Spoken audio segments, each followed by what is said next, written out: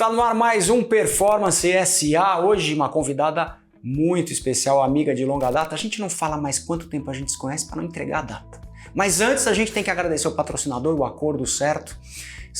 Eles que são uma empresa online que ajuda mais de 63 milhões de habitantes do Brasil a negociar suas dívidas. Na verdade eles não negociam, eles não compram, eles só te ajudam a zerar o teu CPF. Então, obrigado Acordo Certo. E Ana Oliva, ela que é triatleta das boas, não é Nutella, ela é raiz. Aposentada. Triatleta, maratonista e empresária de um conglomerado de empresas com base em Jundiaí. Aninha, prazer te ter aqui, mais uma vez juntos. Quantas vezes a gente não fez provas e programas e coisas juntas, mas isso nós vamos conversar ao longo dessa próxima meia hora que a gente tem aqui no Mundo Tri. Vamos começar primeiro falando do teu currículo. Tá. Primeiro esportivo. Quantas maratonas, quanto Ironmans, quantos triatlos, o que você fez na vida esportiva e depois a gente vai pro mundo empresarial. Primeiro, obrigada pela oportunidade. Sempre um prazer estar com você, meu amigo do coração, parceiraço de tudo, de vida, de treino. E é um prazer muito grande estar aqui com vocês hoje. Bom, vamos lá. Esporte. Eu comecei na verdade em maratona em 2006, foi minha primeira maratona. Como é que você começou então? Vamos começar mais do começo. Eu comecei, na verdade eu sempre fui daquelas pessoas que fiz todos os tipos de esporte, desde pequenininha. As pessoas falam, quando você começou a fazer esporte? Eu falo, gente, desde que eu nasci. Então eu fiz tudo, eu fiz natação, eu fiz handball, eu fiz ginástica olímpica, eu montei cavalo, eu esquiava, fazia tudo. Desde pequenininha sempre fui uma pessoa esportiva. Hiperativa? Né? Hiperativa, super no extremo. E assim, nada no meio termo, tudo no extremo mesmo, e tudo. Intensa. E eu comecei a correr mais quando eu rompi os ligamentos do ombro esquiando. E na época eu jogava joguei tênis, joguei tudo. E o médico falou, olha, veja bem, melhor você mudar de esporte, né? Não vai mais jogar squash pra gente ter que operar o ombro e tal, muda de esporte. Eu fiquei frustrada, tal, não sei o que, mudei de esporte e eu comecei a correr. Na época eu estudava à noite, trabalhava de dia. Faculdade? Faculdade eu sempre... Na época de colégio eu sempre corri também. Então, na época de véspera de prova eu lembro de sair 9 da noite correndo na rua. Eu sempre fui bem esportista mesmo, sempre. Mas que eu comecei a correr mais sério, assim, foi nessa época que eu fui podada do squash porque eu rompi o ligamento do ombro. E aí comecei a correr com mais frequência. Na época de faculdade, me formei e tal, acabei entrando pro Marcos Paulo, que acho que foi a época que a gente se conheceu. Grande, eu não vou falar Marcos quanto Paulo. tempo, gente, faz mais de 20 anos, eu posso só falar isso. Estamos jovens aqui, né, Lelo? E comecei a correr um dia, eu tava na esteira, correndo à noite. O Nilvio, também conhecido, ele falou, escuta, com quem que você treina? Com ninguém, treino comigo mesma, né? Nossa, mas você já leva jeito, você devia começar a treinar. E fui para os amarelinhos. Na época, Marcos Paulo Reis, adoro ele, amigo, foi treinador, mas foi aí que eu comecei. E aí inventei de correr uma meia maratona. E corri uma meia maratona, e depois fui correr uma maratona, corri a maratona de Chicago, mas eu não tinha essa pretensão de, quero correr uma maratona melhor. Eu falei, gente, e agora? Corri a maratona, tal, sei lá, queria fazer abaixo de 4 horas, fiz Chicago, fiz... Fez abaixo de 4? Fiz 3,52, na época não era endorfina. Eu era Aves de Fogo, lembra dessa história? Lembro. E fiz a maratona, adorei. Falei, gente, e agora? O que eu vou fazer? Vou fazer triatlon. Só que eu tinha essa coisa de triatlon porque eu vim da natação da minha infância, né? E quando a gente treinava numa piscina olímpica em Jundiaí, que era da prefeitura, que é onde até vai ser a sede de natação da escolinha de triatlon agora, ano que vem. E era uma piscina municipal. E não tinha aquecimento, então no inverno a gente ia pra Unief, que é uma academia que era particular e tal, e tinha aquecimento. Só que a gente ia treinar fora dos horários da academia, então eu ia treinar 10 horas da noite pra pegar a piscina aquecida fora dos horários. E nessa época, o pessoal dessa academia chamou uns meninos pra fazer triatlon. E eu lembro que eu fiquei muito frustrada, porque eu não fui chamada. E meu irmão foi. E ele nadava muito.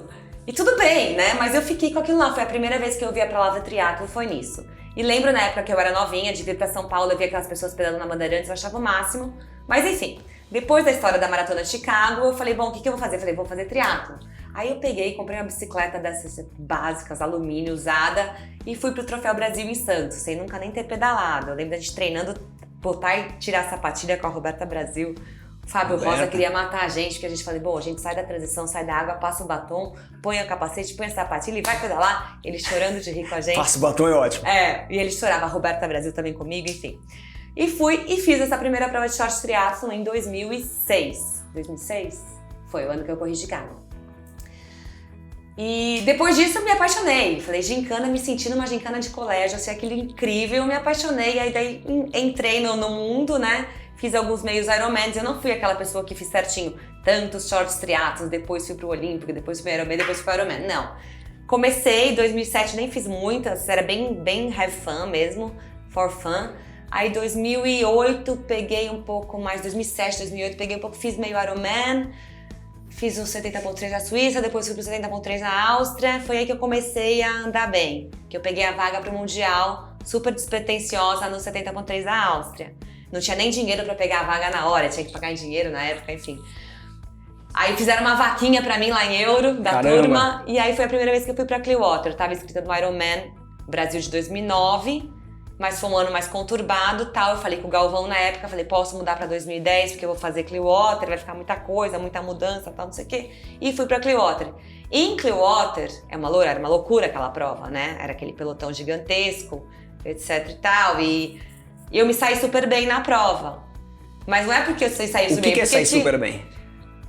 Não é que eu pedalei pra 43 de média, olha, Lu, mas isso não é uma coisa normal. Eu fiz uma prova, eu fui a primeira brasileira da prova, mas é diferente a prova dos amadores e a prova dos profissionais. Claro. Era uma prova com muito vácuo, eu tinha que pedalar assim, era bizarro. Se você me colocasse na estrada sozinha pra pedalar, eu não vou pedalar nunca pra uma média de 43 por hora. Então eu sempre coloquei isso, sabe? A prova dos amadores era completamente diferente dos profissionais.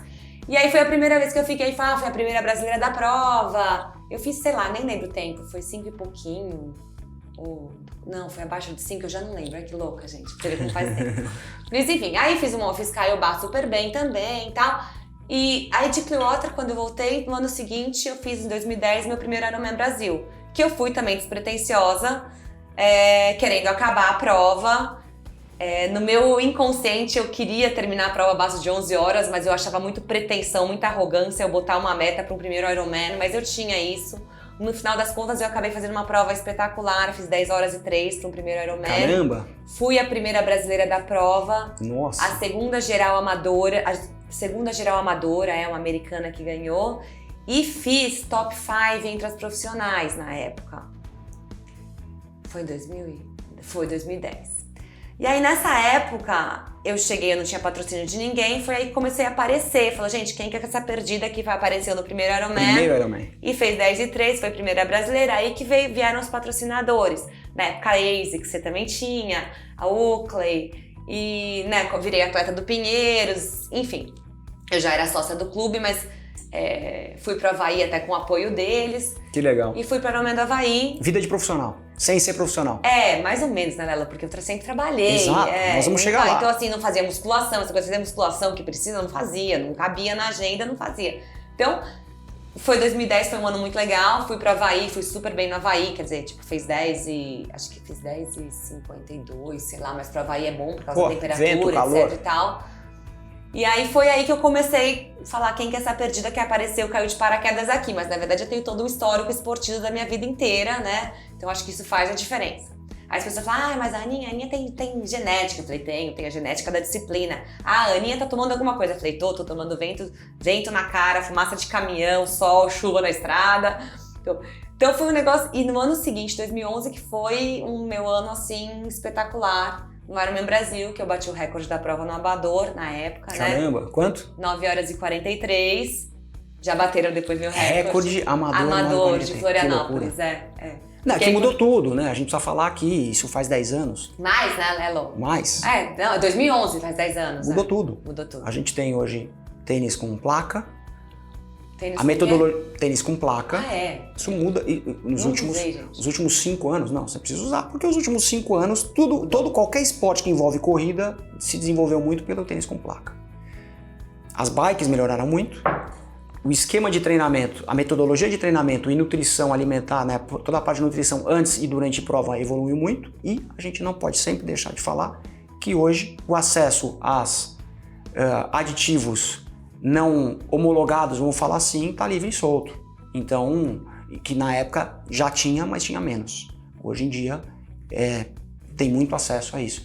Então mudou muito, difícil a gente falar. As coisas vão evoluindo, né? Na nossa época, correr maratona sub-3 era algo fora do comum do planeta. Hoje em dia o então, desafio a minha maratona não é nada demais. Eu tenho 3,16 numa maratona do Rio. Foi logo depois de um Ironman também. 3,16 no Rio. No Rio. Umidade e calor, muito difícil correr no Rio de Janeiro. Foi logo depois do Ironman. Foi tipo um mês depois do Ironman. Eu tava quebrada ainda do Ironman. Não sei nem como eu corri, mas Você tem quantos Ironmans? Quantas maratonas? Eu tenho 5 Ironmans. Treinei pro sexto, mas me arrebentei na estrada, caí de bike, uma semana antes de embarcar pro Havaí. Tenho, então, 3 Florianópolis, 2 Havaí, o meu terceiro Havaí não fui porque eu me arrebentei na estrada. 2 Havaí você tem? Tenho 2 Havaís, Eu classifiquei pra 3. Os 3 Brasil que eu fiz, classifiquei pra lá. Daniel, o que é performance pra você? O programa chama Performance SA. Performance pra mim, e a gente tem aqui, né, os convidados do programa são pessoas que a gente entende que são pessoas de performance na vida como um todo. Não só no esporte, mas na vida empresarial, executiva, na vida em geral tem a performance no DNA. Então o que é performance para você? Gente, eu acho que é você ir além, independente. Eu falo que eu sempre competi, eu sempre competi comigo mesma. Eu sou aquela eterna insatisfeita que eu quero sempre fazer mais e melhor. Eu acho que a gente tem sempre muito para melhorar, em tudo, em todos os aspectos da vida. Então eu brinco que eu sou uma eterna aprendiz. Então, performance pra mim é superação, é você se superar, é você ir além. Como é que a gente faz para ter performance? Uma pessoa que não é de performance e gostaria de colocar a performance na cultura pessoal dela. Foco, disciplina, determinação e saber onde você quer chegar. Eu acho que você tem que saber muito bem aonde você quer estar.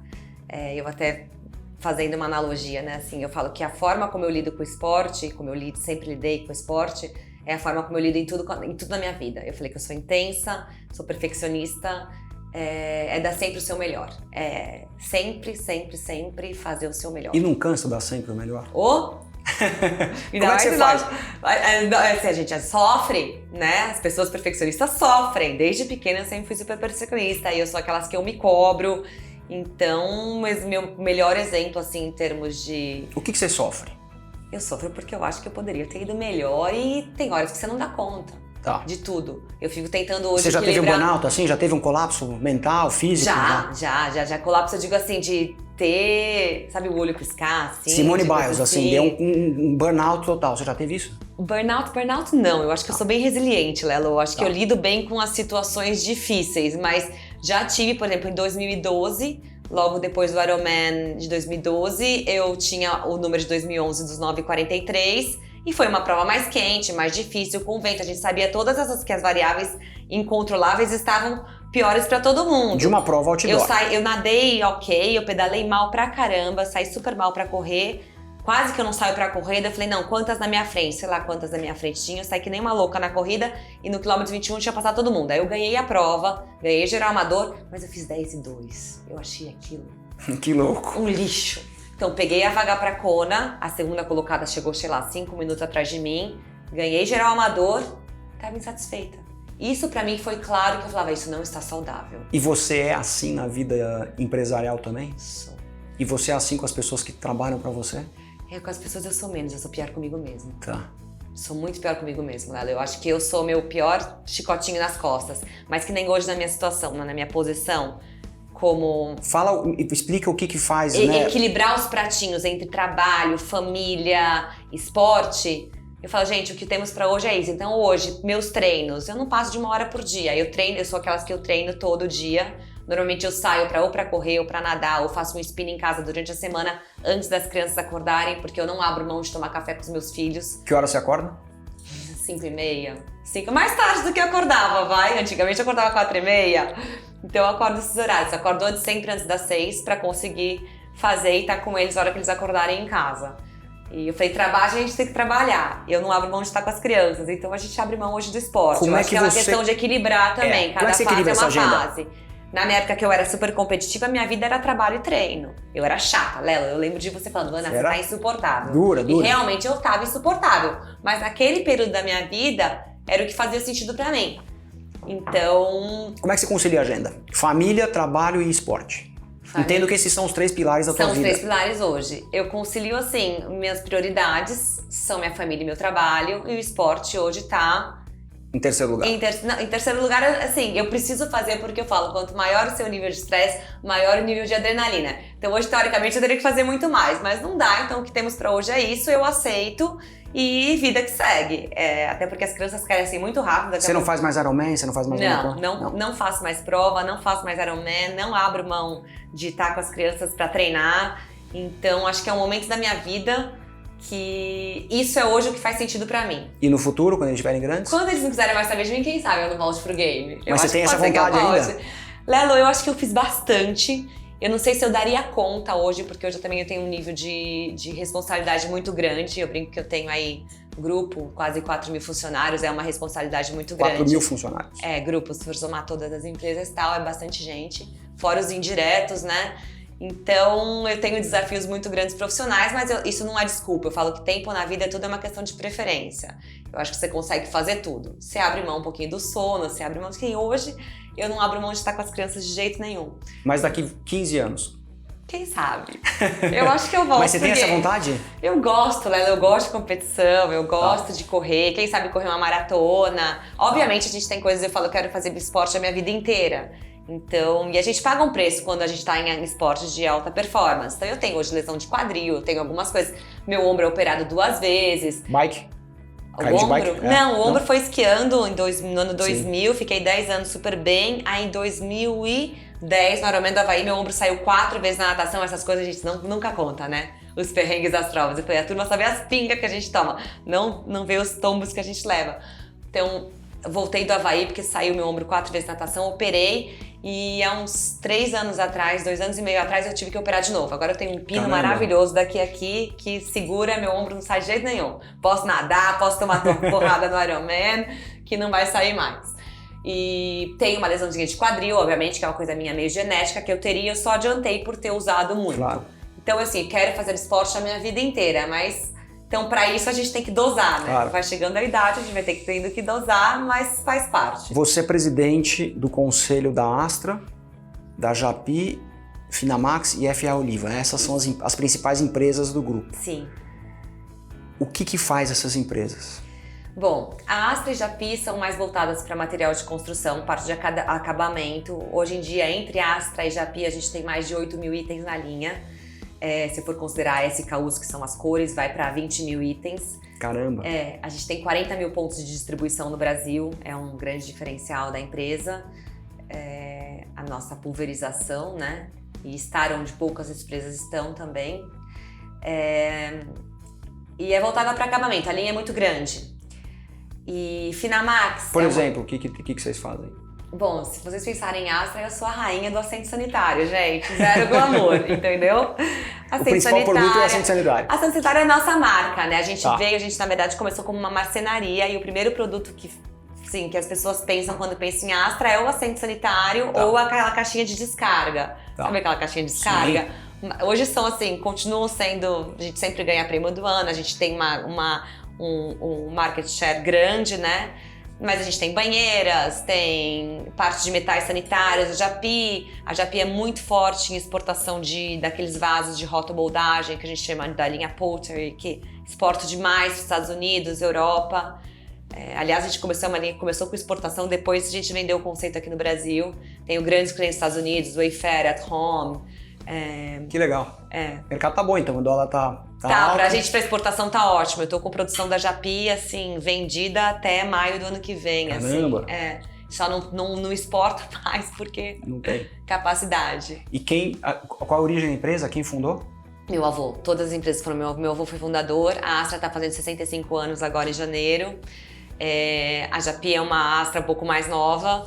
E foi uma empresa dele pra você? Quer dizer, você é a terceira geração? Eu sou a terceira geração. Pulou-se uma geração. Na verdade, as 3 filhas passaram, mas ninguém ficou. E foi uma coisa bem natural. Porque eu sempre estive presente.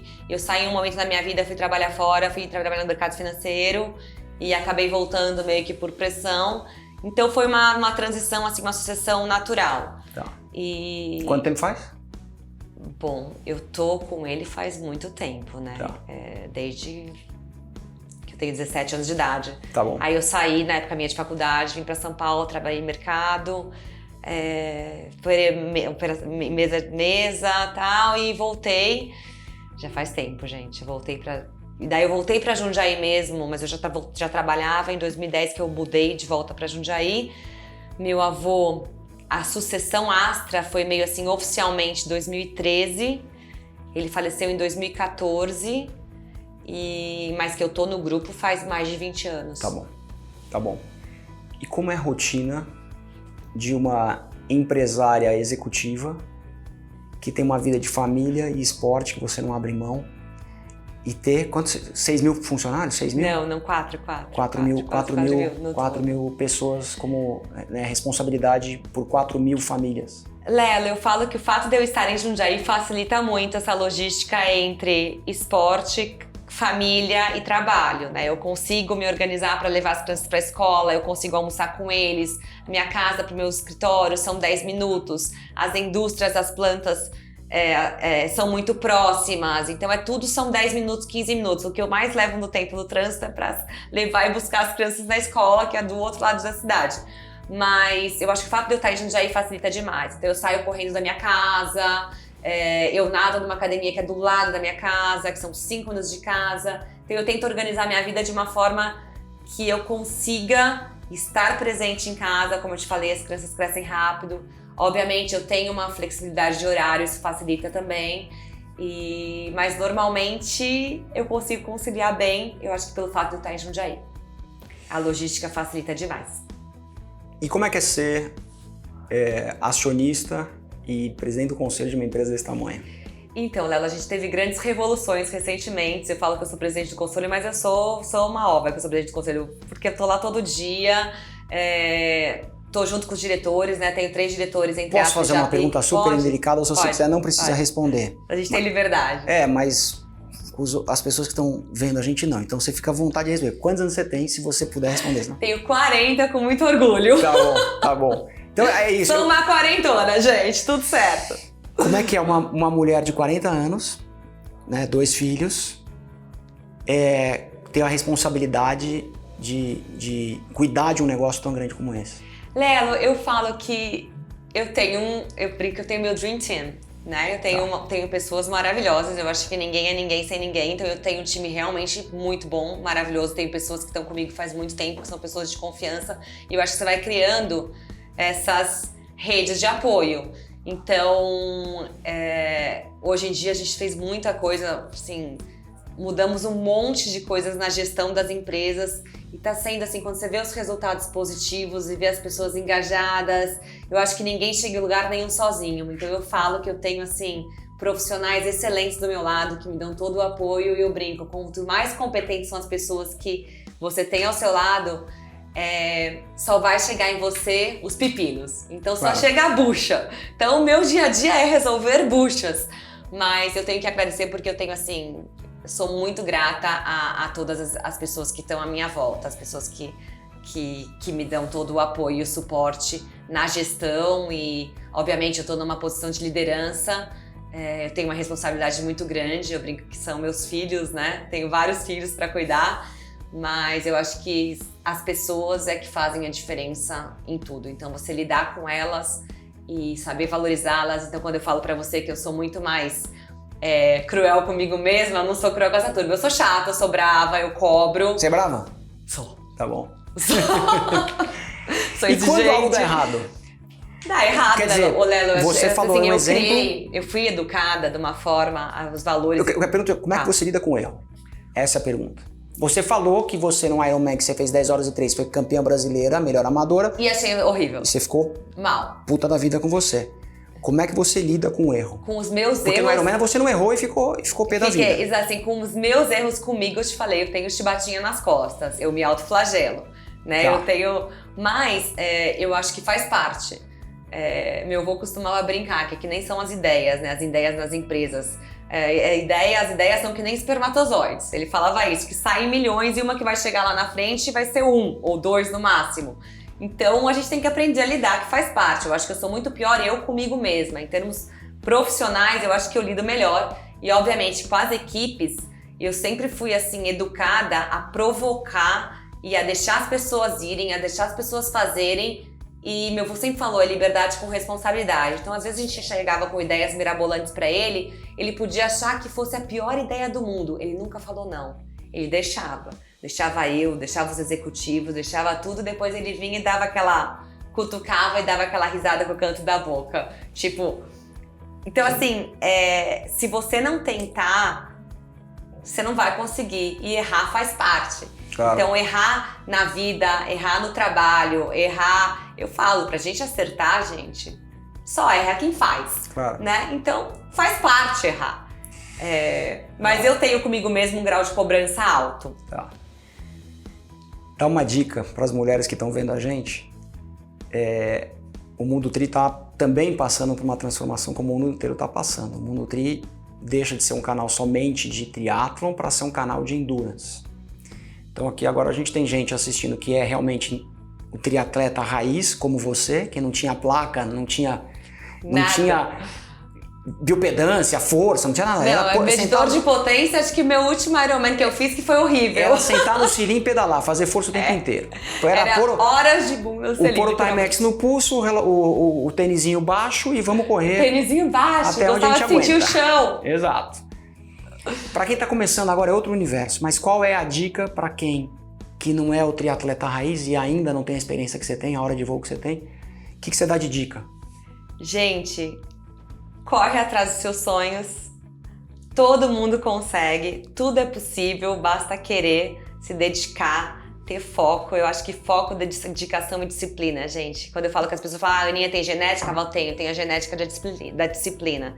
Então, acho que tudo é possível. Mas aonde tem a disciplina? Porque às vezes a pessoa fala, pô, eu não consigo acordar cedo, não tem a disciplina. Não, mas não é isso, Lelo. Eu brinco que correr, fazer o esporte de manhã, quando você cria uma rotina, eu acho que criar rotina fica que nem escovar o dente, entendeu? É tão automático, você vai, enfia o tênis e vai, não pensa e vai. Eu falo, você cria uma rotina de esporte que fica tão natural na vida que vai ficar como se fosse escovar os dentes. Você tem aquela acordou, tocou o despertador às 5 horas da manhã e você fala, hoje eu não vou.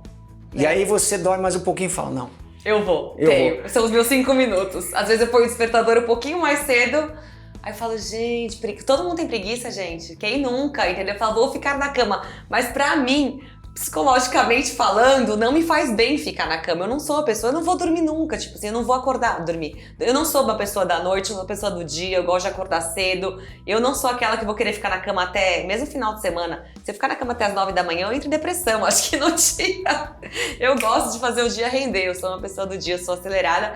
E preguiça, obviamente, todo mundo tem. A gente tem que aprender a respeitar o corpo. Eu fiz muita loucura. O Ironman de 2011, por exemplo, no Havaí, eu larguei com o pé quebrado e eu não sabia, entendeu? Então assim, você vai aprendendo, mas tem que aprender a ouvir o corpo. Mas você só aprende isso com o tempo também, né? Então hoje em dia acordei, tô numa preguiça danada, tô cansada, né, mentalmente, que eu acho que o mental cansa muito mais que o físico. Mas Ana, você cansa? O quê? Você cansa? Você eu canso, né, Lô?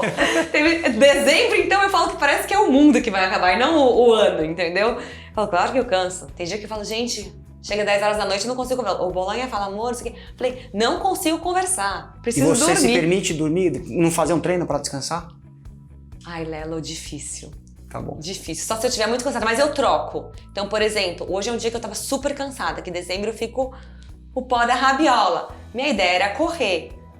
Mas eu acordei, botei lá o despertador pra 5h40, hoje eu consegui acordar um pouquinho mais tarde, 5h40, eu fiquei até 5h50, eu falei, não vou correr. Fui pro spinning em casa, então eu acho assim... Se adapta. Você ter aquela coisa a disciplina de meia hora todo dia, faz toda a diferença na vida. Então assim, puta, não vai dar pra eu treinar uma hora? Tudo bem, eu fiz muito isso treinando pro Ironman, eu não tinha tempo de nadar na hora do almoço. Então, o que eu tinha na hora do almoço? Meia hora, eu caí na piscina e meu treino de Ironman era 10 de 200 saindo a cada 3 com pé de pato. O que eu tinha pra aquela época era isso, e tá ótimo. Entendeu? Eu fazia, porque eu tinha que estar 2 horas em reunião de cabelo seco, né? Porque mulher não dá pra meio que não dá pra ir de cara lavada com a marca do óculos. Então, eu tinha meia hora pra nadar, almoçava na mesa e tal, então você vai se encaixando. Mas eu acho que a questão da frequência, da continuidade, do dia após dia faz toda a diferença. Isso que eu falo para meus amigos, na verdade quem tá começando, não adianta a gente fazer 1, 2 meses muito bem. Aqui é todo dia um pouquinho. Eu falo para meus amigos, você não vai no banheiro todo dia? Não dá dor de barriga, você não tem que sentar no banheiro e fazer todo dia? o esporte é igual. Se você fizer meia hora, não precisa nem ser todo dia. Se você fizer meia hora 4 vezes por semana, tá Já resolvido. faz toda a diferença. Tá resolvido. O Então seu é isso. humor vai ser outro no dia, a sua vida é aumenta, outra. Eu sou suspeita. Eu vou, nem que se eu tiver 20 minutos, gente, você vai lá, faz um 20 minutos intervalado na esteira, dá uma suadinha, o dia flui melhor. Então eu sou dessas que eu não dou day off, né, Lelo? É de segunda a segunda, a não ser que realmente eu precise e não tem jeito. Mas eu acho que a gente tem que ir adequando de acordo, cada um tem uma rotina, cada um tem uma agenda, né? Mas quando você quer, você foco, determinação em sonhe grande e corra atrás dos seus sonhos. Fazer um Ironman, todo mundo pode, todo mundo é capaz. É tudo uma questão de treinar, de criar bagagem, de ter disciplina e querer fazer. Eu acho que é uma questão de desejar. Aninha, o programa acabou. Acabou? Eu fazer perigo. mais, mas... Eu sou um perigo pra falar. Super obrigado por você ter vindo. Ana Oliva, a Performance SA tá acabando. Eu queria agradecer vocês, ao pessoal do Mundo Tri. Canequinha, ó. Adorei. Canequinha. Posso levar? Convidado leva uma. Oba! Gente, obrigado e tem mais programa por aí. Um beijo e tchau.